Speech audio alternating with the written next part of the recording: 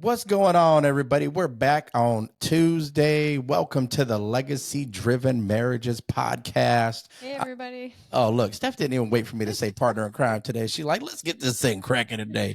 All right, baby, I see you over there. I see you over there.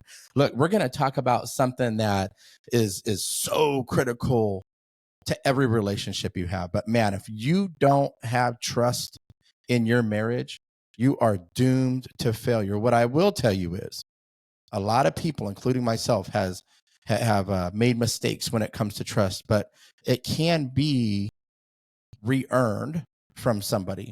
We're going to give you some strategies today for cultivating trust in your relationship and how they will just compound on top of each other. And you know, it's crazy stuff. I was thinking about this before we started. It's wild to think, especially I didn't grow up trusting anybody because of the things that I had been through. And a lot of people experiences these things in life. And somebody could do something right over and over and over and over and over again, and you can build some massive trust. And you can take that all the way back, not even to ground zero. You can take that back into the negative with one poor decision, with one lie, with one time that you had a conversation with somebody of the opposite sex that you shouldn't have had just because it felt good, with one time that maybe you cheated on your spouse. Like, there's a whole range of trust and the dynamic and level of which you can lose it. And let me tell you what, it is 10 times harder to regain trust than it ever is to earn it. But what I can tell you is when it is broken, you can go back. You can have a healthy marriage afterwards, but it really takes both people getting involved. So this episode might make a few of y'all uncomfortable. Might make you start to really look at yourself. I mean, I don't know. What do you think, Steph? This is a big one. This is a big one. This can be a tough topic, honestly. But trust is so crucial to a relationship because how do you have a relationship without trust? You can't really, because that's what it's built on. So we can't. I can't say it enough. To me, trust is like that is the relationship. So if you can't trust your partner, how do you have a relationship? Yeah, I mean, trust would be the difference between building your entire relationship on bedrock, literally an immovable object, or building it into the sand right next to the ocean with tidal waves coming in. You literally just can't have it. You can't have it, and it'll never be fruitful, and it'll never be able to move forward, and you'll never be the example for the people. Man, trust is real in every facet of your life. It doesn't matter if it's work, home, gosh, with your kids, like maintaining trust with your children, with your friends. This episode is about getting as raw and real as we can get, and really going over. We're going to give 4 different keys to really how to build an amazing level of trust and magnify that in your relationship moving forward.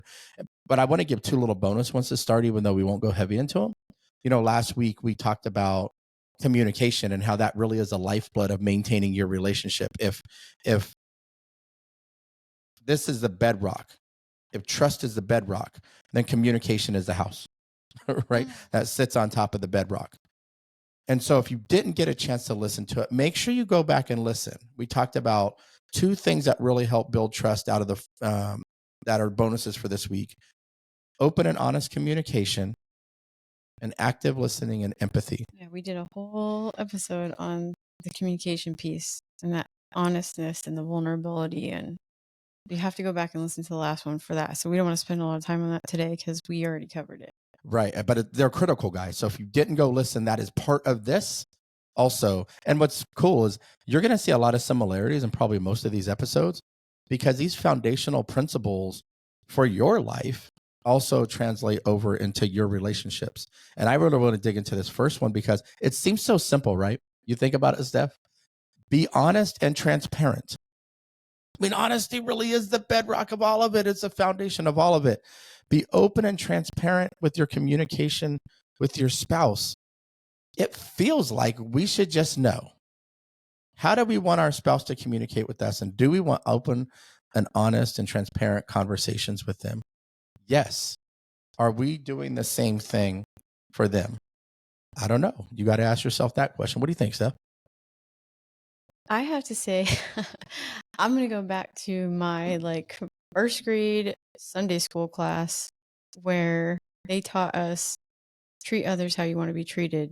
And when you look at your spouse, if there's things that they're doing that you don't like and you feel like they're not treating you the way you want to be treated, you have to remember that. And you have to remember that so when you're doing things to them, you need to remember how you feel. Treat them the way you want to be treated. So, when it comes to this, like if you want them to be open and honest with you, then you need to be open and honest with your partner. Because if you're not doing it, why will they? If they don't feel like they can trust you to share things with you, then they're not going to. Yeah, and it's hard, to be told that you're not trusted. Right? I don't trust you. Those are some extraordinarily powerful words. And everybody tends to get very defensive when they hear that. But you got to sit back and you got to ask yourself, why don't they trust me? Did I hide some information one time? Did I delete some texts that I got that weren't a big deal, but maybe you would have thought that your spouse would have thought it was a big deal? Did I keep some secrets? Like, do I have even little white lies? Little white lies start to really erode that trust. And you really got to ask yourself those things and strive to be completely honest in your relationship. And man, I got to tell you guys, like Steph and I have had some pretty deep, honest, candid, radical conversations in our 23 years of being married together. And the reality is that is uncomfortable. Right? Like nobody likes sitting down and having some of those conversations about what's missing in their relationship, about that, maybe, hey, I don't know where things might be 2 years from now. We don't figure something out. We don't make some changes. Those things never feel good. But man, when you can have those open, honest, transparent, vulnerable conversations, the trust that you can build with your spouse, if you're both willing to fight for your relationship afterwards and move forward together and be better individuals so that you could be better in your partnership, is incredible. We know because we've literally done it. Yeah, I think about a time when I had a little like something with the car. Like I scraped the car, and I knew Walt would be really upset about it. So I was like, I'm not I don't gonna even tell know if I heard this story before right now. I'm not gonna tell him because I just don't want to get into it. It's not that serious. Like he's gonna make a bigger deal out of it than it really is. And I just didn't want to deal with it. So I just didn't tell him. And then he came and he saw something on the car, starts asking me about it. I don't know. I don't know where it came from. And he was like, questioning. What do you mean you don't know where it came from? Thinking It like, just magically it appeared. wasn't there. I didn't do it. And you're the only person that drives in this house. So I wasn't even recognizing what story you were telling. Like I was like, we had this conversation. I told it just hit me right now as you're saying. Go ahead. because past history has shown me that there's just certain things like that just really upset him. And I knew that was one of those things where he was just gonna blow up about it. And I'm like, I already know, I already feel bad. I don't need him to add to that. Like, I just won't say anything.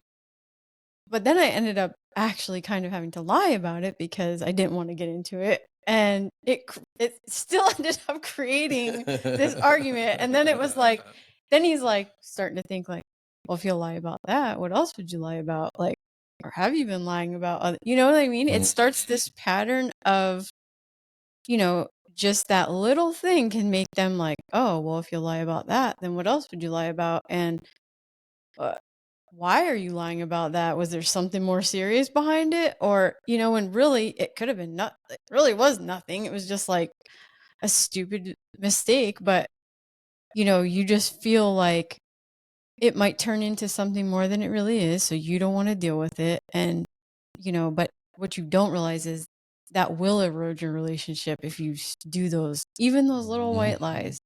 And it's just the only example I can think of right now that is like, sometimes you think it's not a big deal, but it can be a much bigger deal than you really think it is.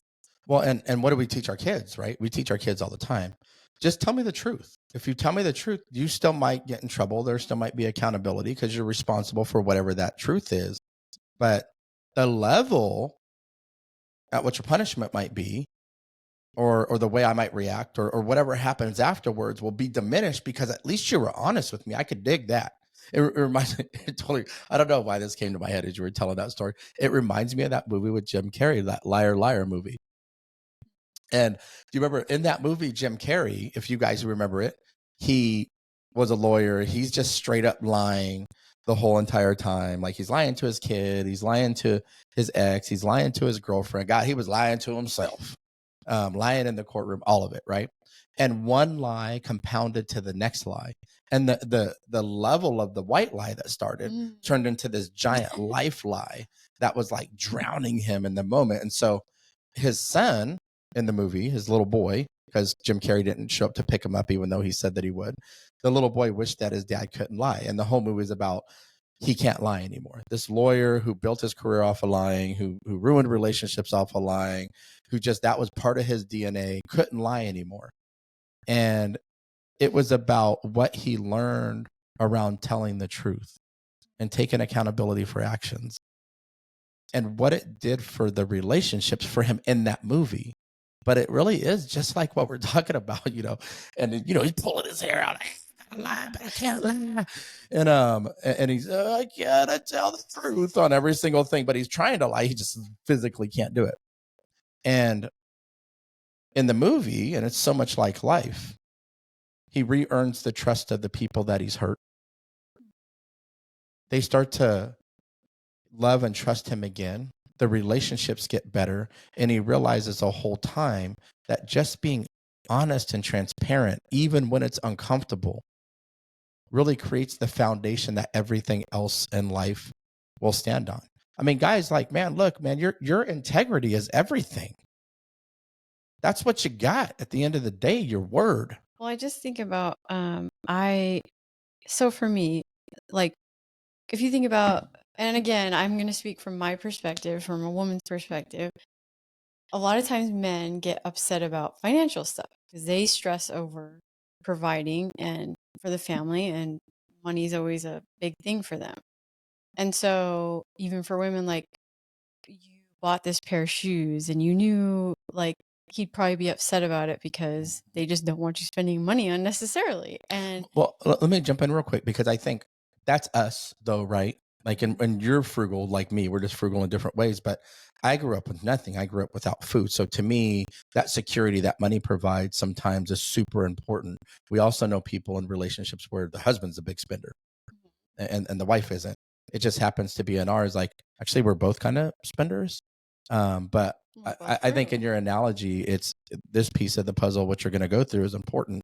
I just think it's important to also state that my reaction sometimes to money and how it's spent and needing to have so much in the bank really is a microcosm of my childhood. I hear a lot of women. So you get the good conversations.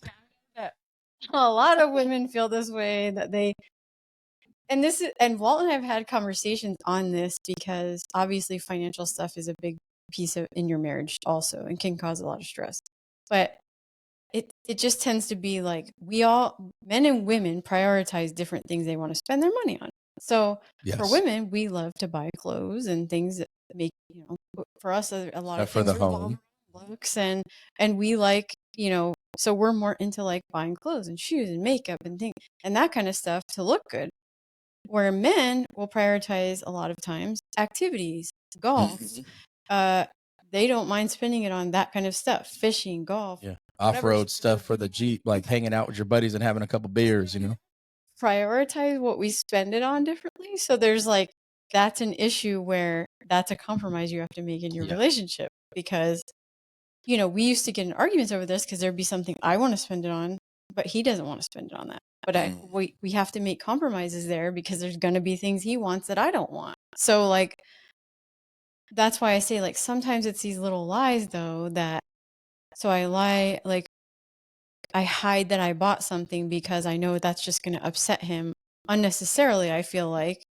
But then he's going to see it as like, well, why'd you hide that?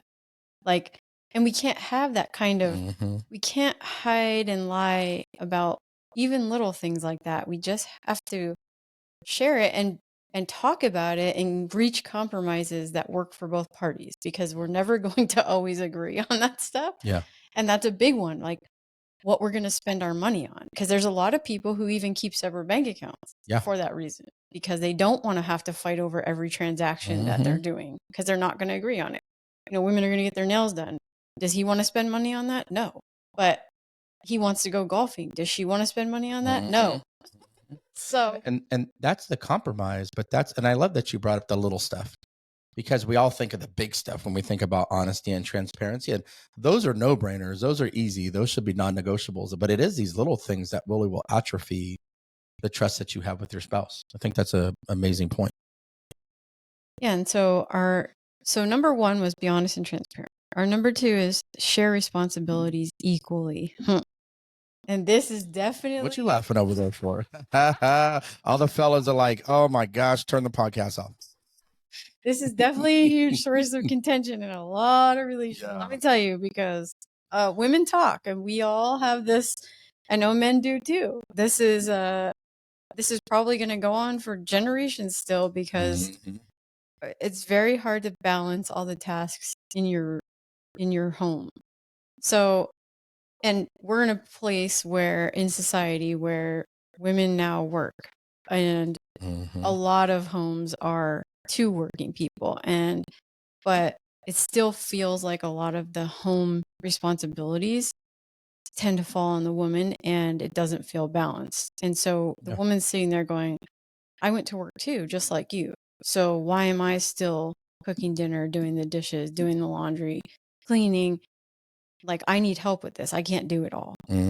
And this causes a lot of resentment in the relationship. And so we know that if you find a way to share this more, that does create more trust in your relationship too. Because if you feel like it's an equal distribution, everyone's happier.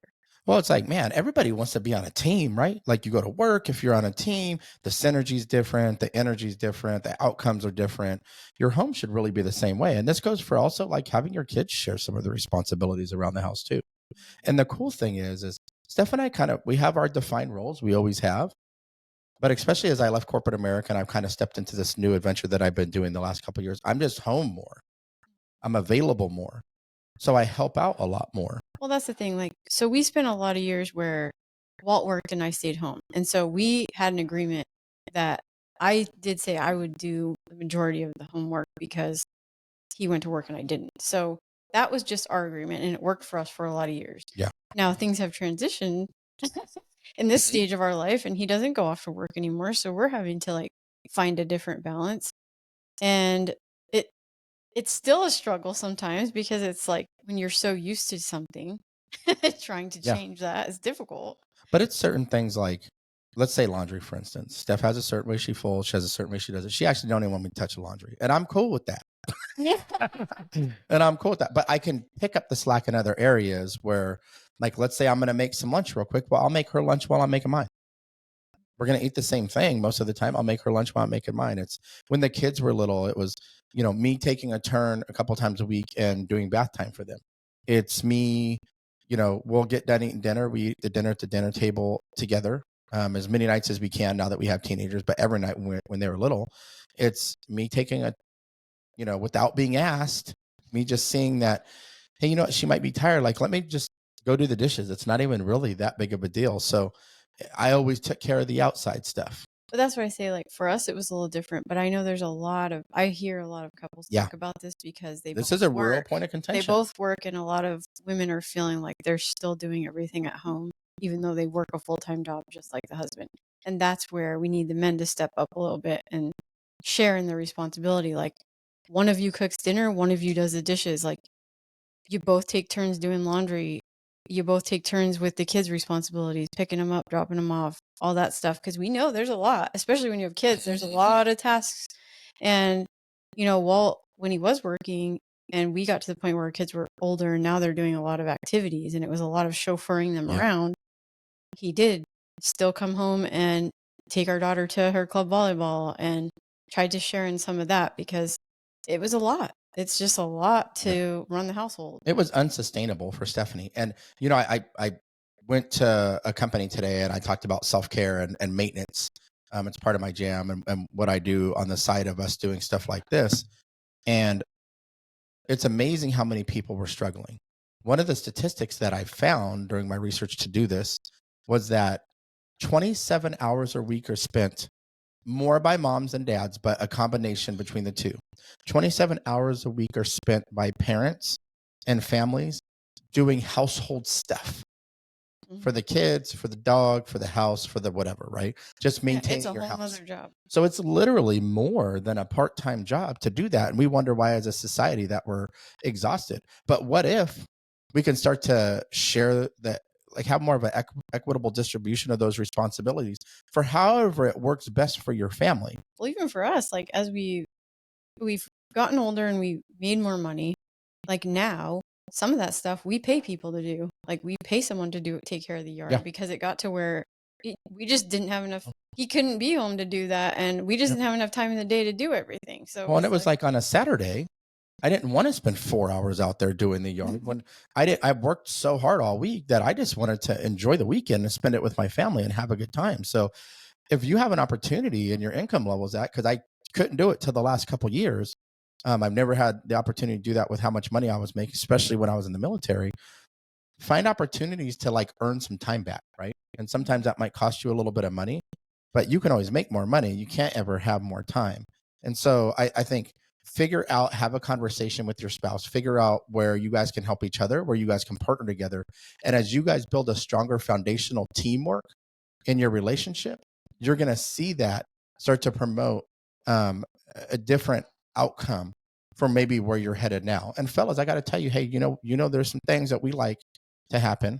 And if your wife's more rested and she feels like you're putting in some effort and she feels like you're being more part of the team when it comes to being home, typically there's a pretty good outcome for you when it comes she's to gonna that have too. more energy for you if she's not putting Mhm. that energy into doing all. And we all want our wives to have more energy for us. And so look, and then when they have energy, this takes us to number 3, express appreciation and gratitude. Man, this one, it's so crazy to me when our marriages are struggling and we're in these tornadoes of emotions and the struggle, how hard it is to just say thank you to your spouse, like the most important person in the world to you.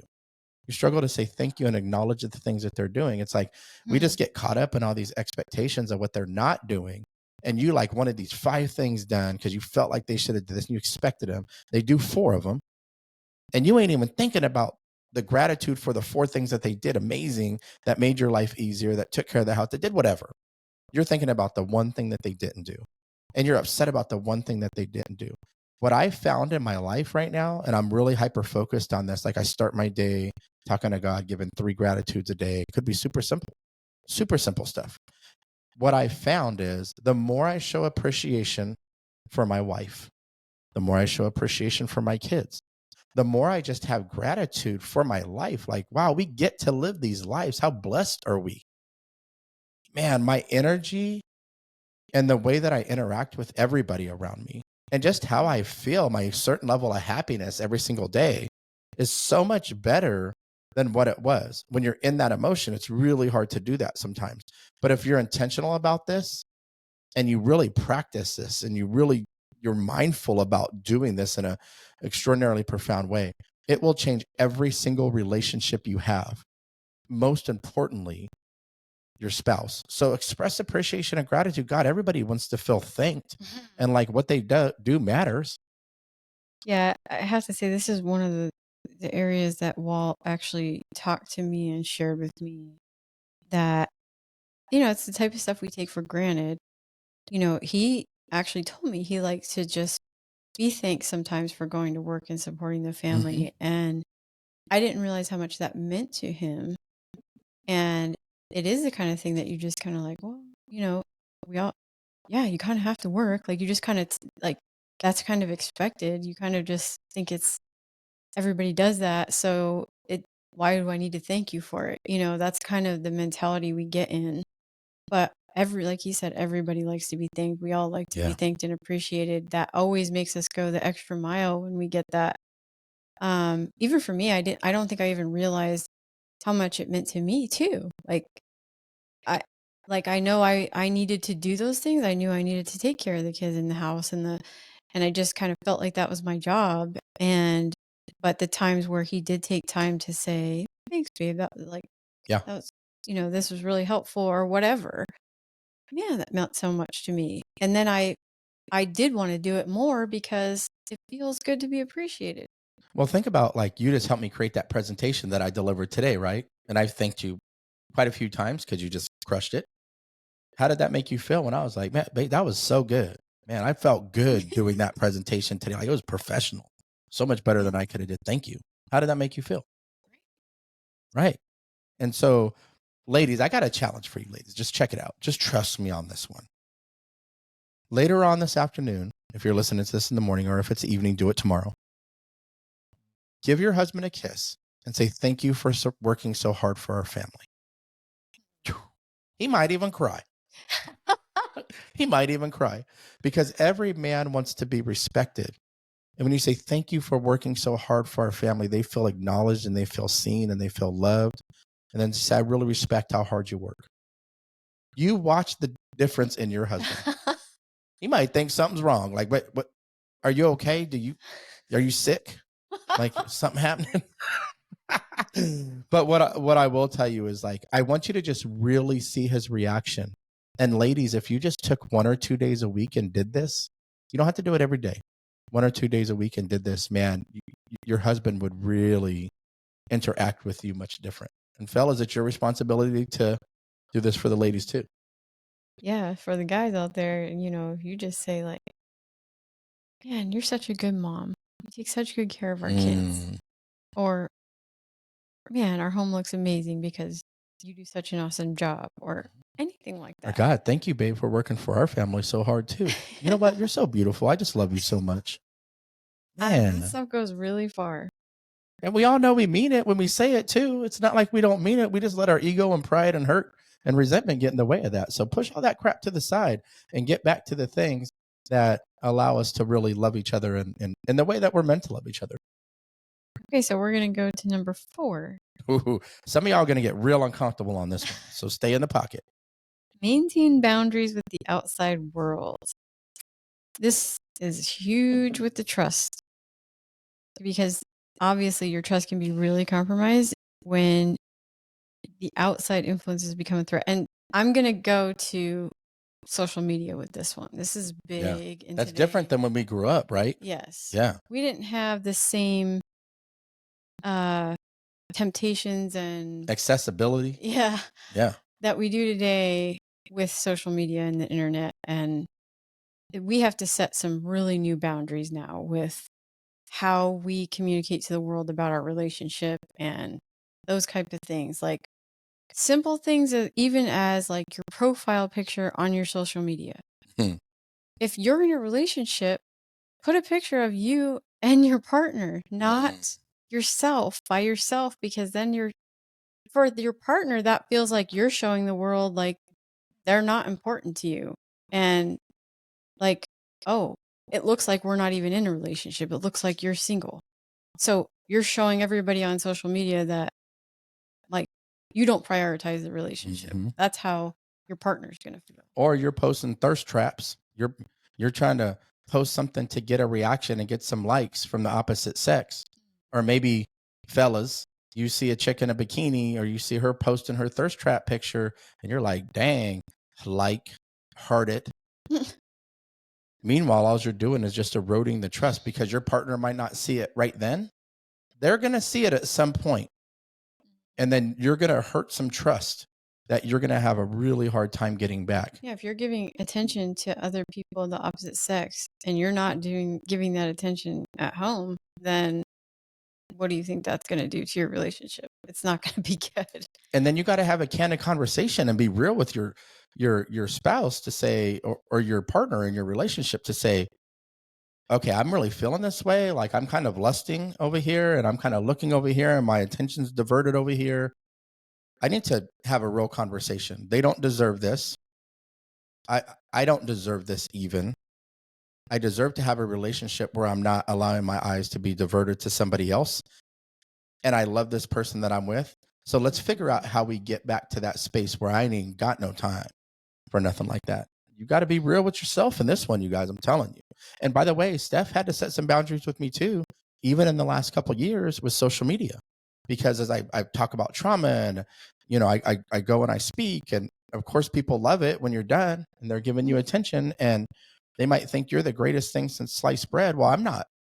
I'm not thinking anything but platonic things about somebody, but it doesn't mean that's not what they're thinking. So she said, hey, I feel uncomfortable if a woman's maybe struggling with her trauma and she's coming at you and she's always calling you, or she's always I am in you, or she's always whatever, like that makes me feel uncomfortable. And initially I was like, babe, seriously, like I don't even, that ain't even crossing my mind. Like, I love you. Like, our marriage is great. I'm not trying to ruin none of that.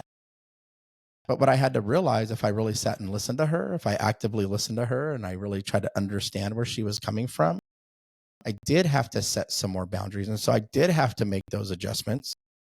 Even though sometimes I felt like, okay, this seems a little bit extreme, and they know I'm married and they know this and they know that. So I did have to do some of that. And there's text strings that we have with people that we know that, they might've met me at a conference, and we might've had a phone call where their spouse was there, my spouse was there. And now it's a 4-way text between everybody, but it's creating that comfortability, especially with the person who may be supporting the person going outside the home, so that they feel comfortable. And especially because years ago, I did break that trust. So that's always still lingering 12 years later. Let's just be real.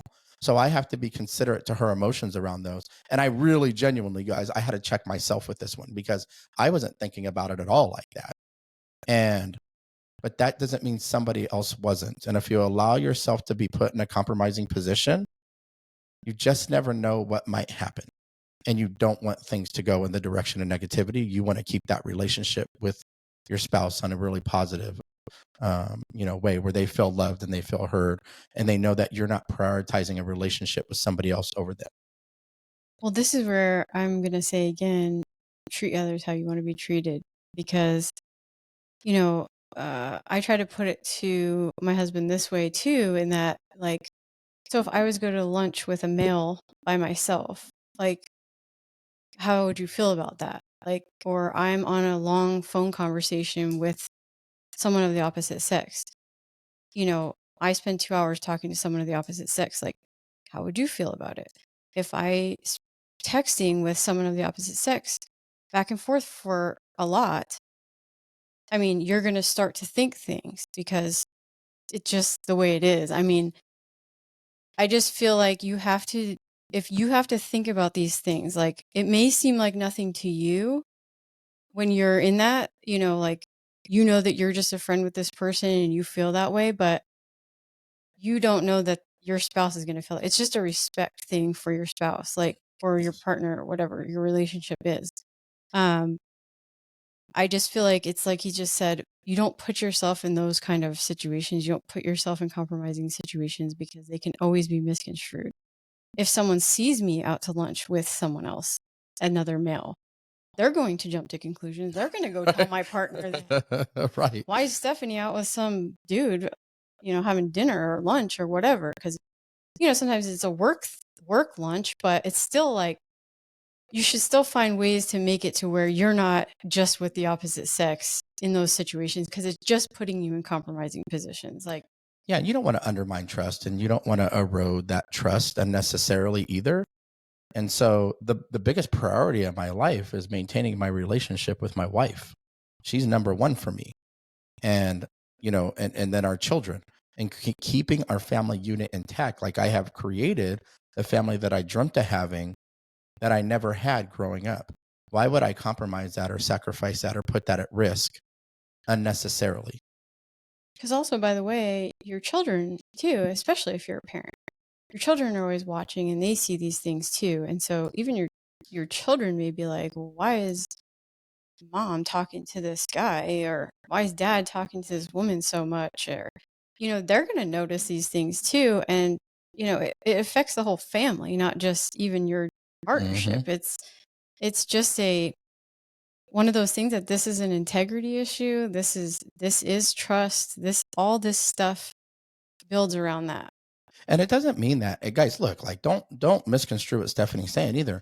It doesn't mean you're not going to have a business lunch, or you're not going to have a phone call, or you're not. What we're talking about is patterns, and repeated patterns that will put you in a compromising position, whether or not you're ready to admit it right this second or not. And why would you risk everything that you have for nothing? It's just not worth it. And social media has transformed the accessibility to people, to porn, to things that we shouldn't have in our lives like no other time in our history. So we got to be extra transparent about that, extra honest about it. And we really got to see where our partner is coming from, and then make sure that we're having those radical conversations so that we keep a very healthy marriage moving forward. And so, look, guys, building trust hard, man. Building trust is hard. It takes effort. It takes consistency. It's challenging. You're going to make mistakes. You're going to need to be forgiven. You're going to do really well for a while, and then you're not going to follow through on something that you said you would, and it's going to erode a little bit of trust, and then you got to earn that back. It truly is an ebb and flow.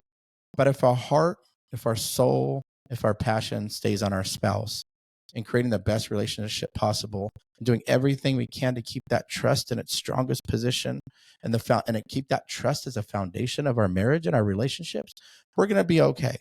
We're going to be okay.